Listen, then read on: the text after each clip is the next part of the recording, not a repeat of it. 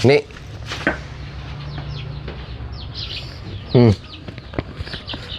Gajiku wis turun iki. Ki ndang digesek kono.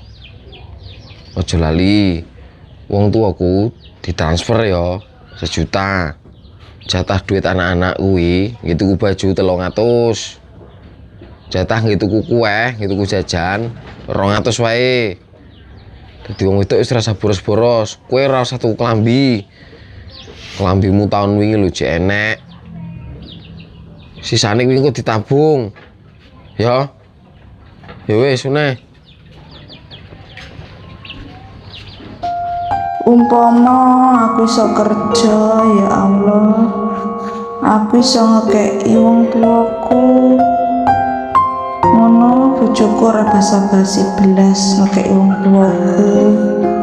Wong lanang kok ora adil belas. Aku lho rene ninggalne keluargaku demi dhek. Malah dhek koyo ngono. Aku pengen kerja, anakku cilik-cilik tak tinggal melas.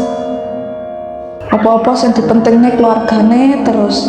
Padahal aku ki yo duwe wong tuwa, tapi dhek ora pernah jenenge merhatekne keluargaku ning kono. Wong lanang jan ora nek pengertiane belas.